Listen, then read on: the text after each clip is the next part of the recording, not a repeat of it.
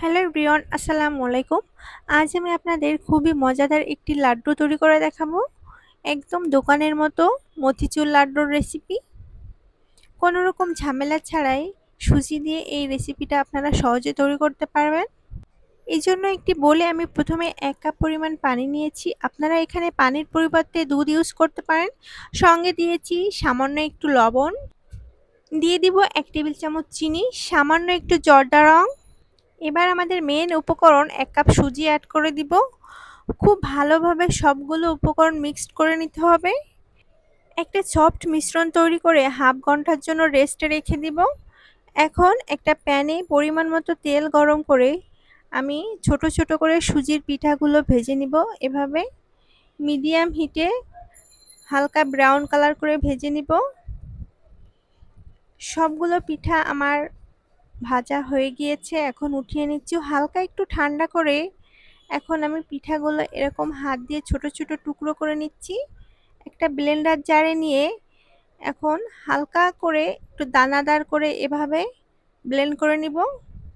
দেখতে ঠিক এমনটাই হবে, তাহলে লাড্ডুগুলো খেতে অসম্ভব মজার হবে। এখন লাড্ডু তৈরির নেক্সট ধাপে চলে যাব। অন্য একটি প্যানে আমি হাফ কাপের থেকে একটু বেশি পরিমাণ চিনি দিয়েছি, সঙ্গে 1 কাপ পরিমাণ পানি, এলাচ, তেজপাতা দিয়েছি। 2 মিনিট মতো জাল করে নিব। দেন এখানে আমি সুজির পিঠার সেই মিশ্রণটা অ্যাড করে দিব। চিনির শিরাটা খুব বেশি ঘন করার প্রয়োজন নেই। এখন অ্যাড করে দিচ্ছি সুজির সেই মিশ্রণটা, দিয়ে লো হিটে আমরা রান্না করে নিব। একদমই ভেজাল ছাড়া হাতের কাছে থাকা উপকরণ দিয়ে খুব সহজে কিন্তু আপনারা এই মতিচুর লাড্ডুটা তৈরি করে নিতে পারেন। একদম লো হিটে এভাবে নেড়েচেড়ে রান্না করে নিতে হবে। দেখতে পাচ্ছেন চিনি শিরাটা একেবারে শুকিয়ে এসেছে। এ পর্যায়ে আমরা আরও 1 থেকে 2 মিনিটের মতো রান্না করে নেব। মোট 3 থেকে 4 মিনিটের মতো রান্না করে নিলেই তৈরি হয়ে যাবে আমাদের মতিচুর লাড্ডুর মিশ্রণটা। আমাদের সুজির মিশ্রণটা তৈরি হয়ে গিয়েছে। এখন আমরা চুলা থেকে নামিয়ে একটু ঠান্ডা করে নিব। এখন হাত দিয়ে এভাবে লাড্ডুর শেপ করে নিচ্ছি। দেখতে পাচ্ছেন কত সুন্দরভাবে তৈরি হয়ে গেল আমাদের মতিচুর লাড্ডু।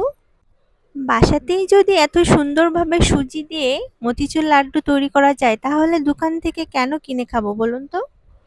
সুজি দিয়ে তৈরি এই সহজ মতিচুর লাড্ডুর রেসিপিটা যদি ভালো লেগে থাকে, তাহলে লাইক, কমেন্ট, শেয়ার করে পাশেই থাকবেন। ইনশাল্লাহ আবার দেখা হবে। আল্লাহ হাফেজ।